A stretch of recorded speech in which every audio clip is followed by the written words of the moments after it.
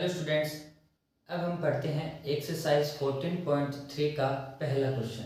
इस क्वेश्चन में हमें माध्य, माध्यक और बहुलक तीनों ही ज्ञात करने हैं। हमारे पास ये हमें आंकड़ा दिया गया है, तो हम सबसे पहले इसमें क्या करेंगे, माध्य यानी मीन निकालेंगे। और जो इसमें हम सूत्र लगाने जाएंगे यानी किस मेथड से हम करेंगे वो आप सूत्र को देख के पता लगा सकते हो। ये अपना स्टेप डेविएशन मेथड यानी पद विचलन विधि से हम इसका इस्तेमाल करेंगे।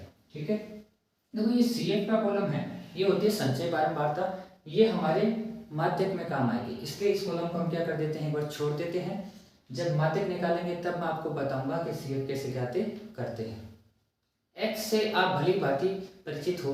x होता है अपना मध्यमान, यानी ये जो अपना वर्ग दे रखा है इसका क्या होता है, मध्यमान होता है। इसका निकालने के दो तरीके मैंने आपको बता रखे हैं। अपना छोटा वाला तरीका देखते हैं कि इनमें अंतर सभी में देखो 20-20 का अंतर है, तो 20 का आधा कितना हुआ 10, 20 का आधा कितना हो गया 10। और ये जो 10 हमें इन निम्न सीमा में क्या करते जाना है, जोड़ते जाना है।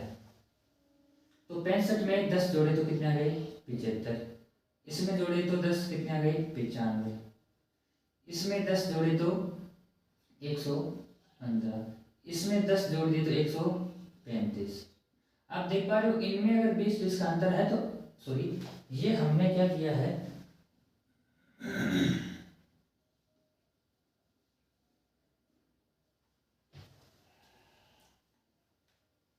तो आइए हम पहले x की वैल्यू निकालते हैं। इनका अंतर 20 का है, 20 का आधा कर देंगे 10, वो इन निम्न सीमाओं में जोड़ते जाएंगे। तो 65 में 10 जोड़ा कितना आ जाएगा 75, और 85 में 10 जोड़ा कितना आ जाएगा 95, 105 में 10 जोड़ा तो 115, और ये आ जाएगा 135, 145 में 10 जोड़ा 155। आप देख पा रहे हो कि जो इनमें अंतर है वही अपना x के मान में अंतर है। तो या तो चाहो तो इसमें 20-20 जोड़ के निकाल सकते हो, तो ये आ जाएगा अपना 175 और ये आ जाएगा 195। ये हमारे पास x की वैल्यू आ चुकी है। अब हमें फाइंड करना है d। तो जो d होता है वो होता है अब x माइनस a, और a आता है अपना कल्पित माध्य। वो हम मानते हैं कहाँ से, x की वैल्यू में से कोई सी भी वैल्यू क्या कर लेते हैं, हम ले लेते हैं। हम यहाँ पे जो ले लेते हैं 135। आप किसी भी वैल्यू को लेके क्वेश्चन को सॉल्व कर सकते हो, आपका आंसर सेम आएगा।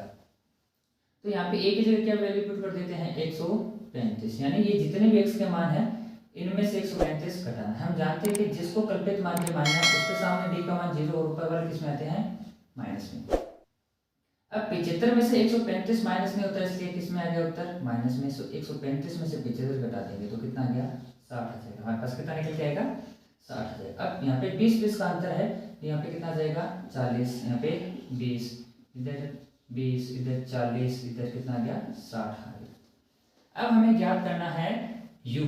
u होता है अपना d/h। d की वैल्यू आ चुकी है। h होता है वर्ग अंतराल जो हमें दिया हुआ है कितने का 20 का। इसका मतलब h की जगह कितनी वैल्यू रखनी है 20 हमें रखना है। तो यानी ये जो भी d की वैल्यू है इनमें 20 का भाग देना है। हम जानते हैं यहाँ पे 0 तो यहाँ पे भी क्या आएगा 0, और ऊपर वाले नंबर किस में आएंगे माइनस में। 60 में 20 का भाग देते इसमें 2 आ जाएगा, और 20 में 20 का भाग गया 1, यहाँ पे 0, फिर वापस से चलेगा 1 2 3। क्यों, क्योंकि 20 में 20 का भाग लगा एक बार, 40 में 20 का भाग लगा 2 बार, और 60 में 20 का भाग लगा तो कितनी बार आ गया 3 बार आ गया। अब हमें ज्ञात करना है एफ यू, यानी एफ को यू से गुणा करना है। यहाँ पे 0 और ऊपर वाले किस में आएंगे माइनस में आएंगे। ये रहा f और ये रहा u। तो 4 थी 12, 5 दूनी 10, 13 कम 13, ये 0, 14, 8 दूनी 16, 4 थी क्या आ गया 12। अब हमें इनका योग करना है। योग का मतलब क्या आएगा, हमारे पास सिग्मा एफ यू आएगा। देखो ये 12 है और ये 12 है, इनको हमने क्या कर दिया छोड़ दिया, इनकी गिनती में नहीं करेंगे।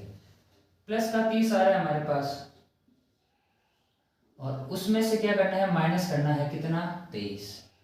तो माइनस कर दिया 23, तो हमारे पास क्या आ जाएगा एफ यू का वैल्यू 7 आ गया।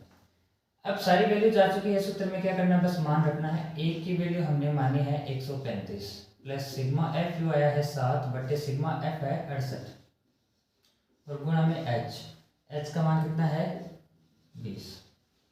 इसको बस सरल करना है, सवाल अपना कंप्लीट हो चुका है।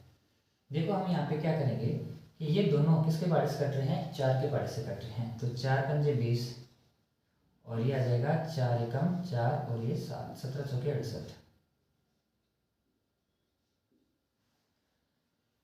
अब क्या करना है कि 7 को 5 से गुणा कर दो तो आया 35 और बट्टे में 17। यहाँ पे स्टूडेंट्स आपको कभी भी लघुत्तम लेके सॉल्व नहीं करना है, आपको क्या करना है कि इस पार्ट को हमेशा सॉल्व करो, चाहे माध्य का हो, माध्य हो या बहुलक। तो हमें क्या करना है, 35 में 17 का भाग देना है, तो 17 दूनी 34, सीधा सीधा चला जाएगा, कितना बच गया 1। अब इधर लगाया पॉइंट लगाने के बाद में 0 उतारा, फिर भी भाग नहीं गया तो भाग टूटेगा और आगे 0 और 1 उतार लेते हैं। 17 पंजे कितना आ जाएगा 85, तो इसमें आ जाएगा 2.05। 135 में 2 जोड़ देंगे तो हमारे पास आ जाएगा 137.05 और ये अपने पास क्या आ गया है, इसका समांतर माध्य। कौन सी विधि से, पथ विचलन विधि से हमने समांतर माध्य ज्ञात कर लिया है। अब इसी क्वेश्चन में हम पढ़ते हैं माध्यक यानी मीडियन के बारे में। सबसे पहले इसके सूत्र के बारे में बात करते हैं। सूत्र होता है अपने पास L plus n/2 minus CF/F और गुणा में H। यहाँ पे जो n होता है वो अपना सिग्मा f को ही हम क्या कहते हैं, n कहते हैं, यानी ये जो बारंबारता का जो योग है वो क्या कहलाता है, n कहलाता है। और CF है संचयी बारंबारता क्युमुलेटिव फ्रीक्वेंसी, यानी इनका योग करेंगे यहाँ से तो क्या होती जाएगी, संचयी बारंबारता हो जाएगी। तो सबसे पहले क्या करते हैं, CF का मान ज्ञात करते हैं। क्या करना है, आप इसको ऐसा कैसा लिखो, फिर इसमें नीचे वाली संख्या जोड़ दो, ये से 4 में 5 जोड़ा तो 9, फिर 9 में 13 जोड़ दो तो 22, 22 में 20 जोड़ा तो 45, इसमें जोड़ा तो 56, 56 में 8 जोड़ा तो हमारे पास 64 और 64 में 4 जोड़ा तो 68। इनका योग और ये लास्ट में जो आता है ना वो हमेशा क्या आना चाहिए, समान आना चाहिए, तभी आपका क्वेश्चन क्या होगा, सही होगा। ध्यान रखना। 4 ये 4 ऐसे कैसे उतार देगा, संचय का मतलब ये इकट्ठे करते जाएंगे उनको, तो 4 सबसे पहले से उतार दो, फिर 4 में 5 जोड़ा तो 9। इसको मतलब आप ऐसे समझ सकते हो कि पहले ये ऐसे आ गया, फिर इसमें उतार के यहाँ पे लिख दो, फिर ये लिख के इसे यहाँ पे लिख सकते हो, फिर 22 में ये जोड़ के इसे। तो इस प्रकार आप CF आसानी से जांच कर सकते हो।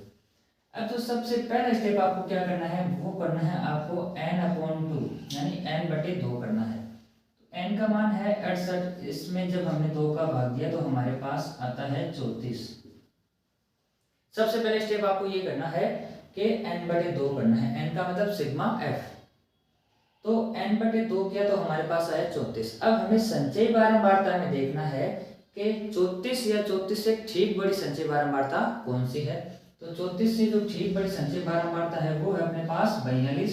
तो ये अपना क्या आ गया, माध्यक वर्ग आ गया। तो हम कह सकते हैं माध्यक वर्ग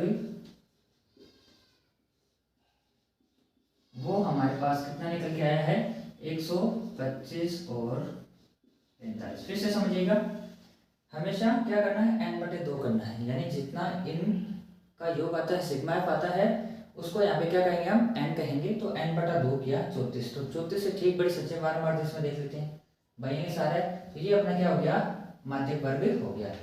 अब सारी चीजें छांटते हैं। माध्यक वर्ग की निम्न सीमा L क्या होता है, माध्यक वर्ग की निम्न सीमा, तो वो आ जाएगी हमारे पास, कितनी आ जाएगी, इधर लिख लेते हैं। L की वैल्यू होगी 125।